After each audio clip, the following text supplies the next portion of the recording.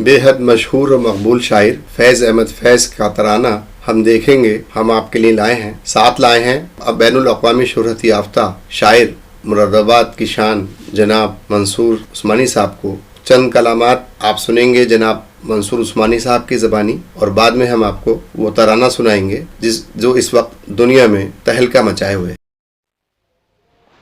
ये हिंदुस्तान की और हिंदुस्तानियों की बदकिस्मती है कि अब हम दुनिया भर की बातों पर एक दूसरे से इख्तिलाफ करते करते शायर की एक नज़्म पर आ गए, फैज़ अहमद फैज़ की नज़्म पर आ गए। अब फैज़ की नज़्म सड़कों पर और चाय खानों में डिस्कस होगी। अब फैज़ की नज़्म में कीड़े निकाले जा रहे हैं कि ये नज़्म किसी फ़िरक़े के ख़िलाफ़ है। मैं इससे पहले भी कह चुका हूँ कि शायर इंसानियत परस्त होता है, मानवतावादी होता है। उसके लिए कोई विशेष समाज उसका मुखातिब नहीं होता, हुकूमतें भी उसकी मुखातिब नहीं होती। शायर व्यवस्था के ख़िलाफ़ लिखता है, निज़ाम के ख़िलाफ़ लिखता है। वो निज़ाम, वो व्यवस्था किसी भी हुकूमत की हो सकती है, किसी भी मुल्क में हो सकती है। और फैज़ एक बड़े शायर थे, इनकलाबी शायर थे। फैज़ की शायरी ने एक मुद्दत तक आवाम को मुश्किल हालात में सही रास्ता दिखाया है।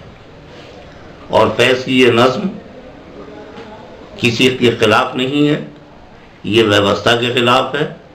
बड़ा शायर और बड़ी शायरी उसकी पहचान ये है कि वो जिस मौजू पर भी कलम उठाता है वो मौजू किसी भी जगह दुनिया के किसी भी खित्ते में फिर सामने आ जाए तो वो नज़्म, वो शाहकार, वो शायरी उस पर चश्मा हो जाती है।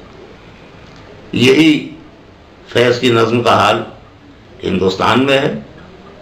इत्तफाक से आजकल शोर बहुत है, जब शोर नहीं था कॉलेजेस में, यूनिवर्सिटीज़ में बच्चे फैज़ की नज़्म से रास्ता देखते थे, फैज़ की नज़्म से रोशनी पाते थे। मेरा कहना यह है कि जो लोग इस नज़्म पर एतराज़ कर रहे हैं उन्हें ये चाहिए कि वो शायरी को समझना सीखें। जब शायरी उनकी समझ में आ जाएगी तो उन्हें लग जाएगा कि शायर कोई मामूली आदमी नहीं होता है। शायर अपने वक्त की आवाज़ होता है, अपनी कौम की आवाज़ होता है, और उसकी शायरी सच्चा इतिहास होती है। लिहाजा हमारे दोस्त, हमारे भाई जो इस वक्त फैज़ की नज़्म को लेकर परेशान हैं, उनसे गुजारिश है कि अपनी एनर्जी को वेस्ट ना करें इन बातों में, बल्कि तसल्ली से बैठकर फैज़ की नज़्म को पढ़ें और समझें, उन्हें बहुत अच्छा लगेगा। जी, आपने शायराना अंदाज में कुछ उनको मैसेज देना चाहेंगे तो बेहतर है। मतलब किन लोगों को? अपने लोगों को देखिए, अब अपने लोगों को हम मैसेज देते ही रहते हैं जी। अब अगर आप शायराना बात करते हैं तो मैं उनसे कहूँगा कि ऐसा ना हो अंजाम पे पछताओ किसी दिन, ऐसा ना हो अंजाम पे पछताओ किसी दिन, बेहतर है कि तुम खुद ही संभल जाओ किसी दिन। और संभलने में भलाई है, हमारी भी, आपकी भी, इस मुल्क की भी। और आप और हम कोई अलग अलग नहीं हैं। हिंदू का हा और मुस्लिम का माँ जब मिलता है तो हम बनता है। तो हम एक थे, हम एक हैं, हम एक रहेंगे। बहुत बहुत शुक्रिया।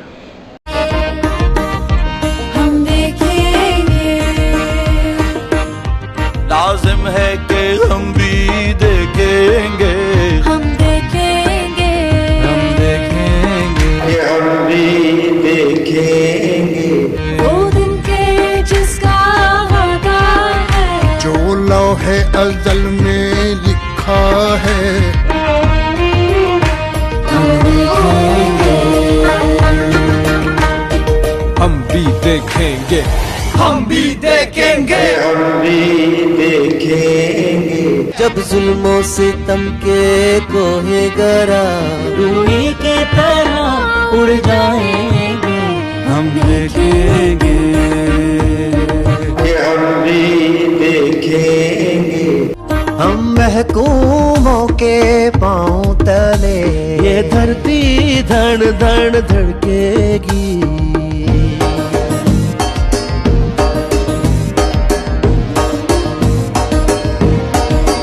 हम भी देखेंगे। और अहले हकम के सर ऊपर जब बिजली कर धड़केगी। हम देखेंगे, हम देखेंगे, हम देखेंगे। हम भी देखेंगे। बस नाम रहेगा अल्लाह का, जो गायब भी है हाजिर भी, जो मंजर भी है नाजिर भी। हम भी देखेंगे। उठेगा अनल हक का नारा, उठेगा अनल हक का नारा। जो मैं भी हूँ और तुम भी हो। हम भी देखेंगे। और राज करेगी फलके खुदा। जो मैं भी हूँ और तुम भी हो। हम देखेंगे, हम देखेंगे, हम देखेंगे।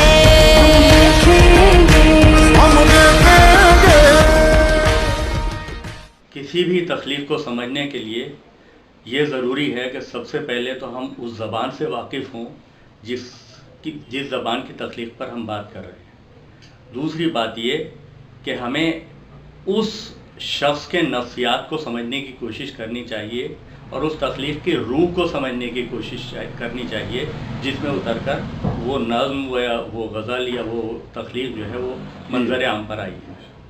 जहाँ तक फैज़ की नज़्म का बात है तो फैज़ की शायरी को हम उससे वाकिफ़ हुए बग़ैर या फैज़ की शख्सियत से वाकिफ़ हुए बग़ैर हम ये उस पर कोई ब्लेम करते हैं तो ये हमारी जहालत कहलाई जाएगी।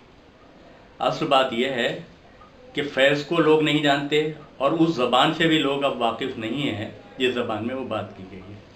फैज़ की इस नज़्म ने जिसका ज़िक्र चल रहा है, ये आज से नहीं, ये कई दहाइयों से ये नज़्म हमेशा ऐसे मौक़ों पर गाई जा रही है। ख़ास तौर से यूनिवर्सिटीज़ के स्टूडेंट्स जो हैं वो इस नज़्म को गाते हैं एक तहरीक पैदा करने के लिए, अपने जहन को एक सिमत देने के लिए। मैं कहना चाहूँगा कि ये नज़्म जो है एक रहबरी का काम करती है, एक लीडरशिप का काम करती है और इस नज़्म ने बहुत से दिलों में जहनों को कुशादा किया है और बहुत से दिलों में रोशनी के चिराग रोशन किए हैं।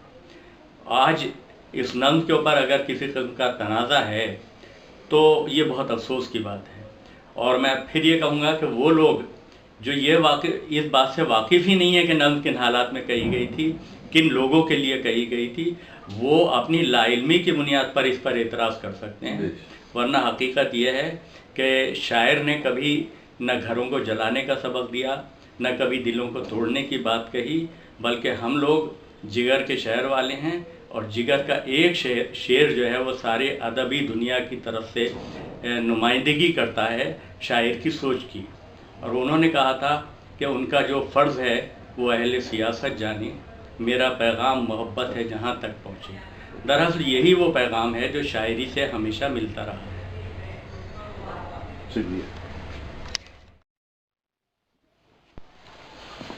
मैं रोज़ाना अखबारात में और न्यूज़पेपर्स में और फेसबुक पर, सोशल मीडिया पर हम चीज़ देख रहे हैं कि फैज़ की एक नज़्म के ताल्लुक़ से एक तनाज़ा हो रहा है और लोग उस पर एतराज़ात कर रहे हैं। तो इस पर गौर करने की ज़रूरत है कि जो एतराज़ात करने वाले हैं, जो मुअतरिज़ हैं, वो पहले ये समझें कि शायरी क्या चीज़ है। जिस चीज़ के बारे में हम नहीं जानते, इस पर हमें गुफ्तगू भी नहीं करनी चाहिए।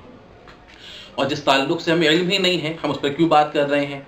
हम सियासी लोग हैं तो सियासत की बात करें, मगर सियासत को शायरी पर या किसी मज़हब से जोड़ करके शायरी को, या वो किस ज़ाविये में वो नज़्म कही गई है, वो जानता है जिसने उसे लिखी है। अब फैज़ साहब इस दुनिया में मौजूद नहीं है। अब खामखा उस ज़ात को, उस शख्सियत को, जिसे दुनिया का हर मज़हब का शख्स और जो इल्म रखता है और अदबी हल्कों से उसे वाक़फ़ियत है और अदबी कामों में मसरूफ़ रहता है, वो फैज़ साहब को खूब अच्छी तरीके से जानता है कि वो अपनी नज़्म के अंदर क्या पैगाम देना चाहते हैं। तो इसलिए हमें ज़रूरत है कि हम शायरी वायरी में ज़्यादा नहीं जानता हूँ, मगर मैं इतना कहना चाहूँगा कि शायरी जो है वो मोहब्बत का पैगाम देती है, मवद्दत का पैगाम देती है। तो हमें ये सोचने की ज़रूरत है कि किसने क्या लिखा, ये ज़रूरत नहीं है।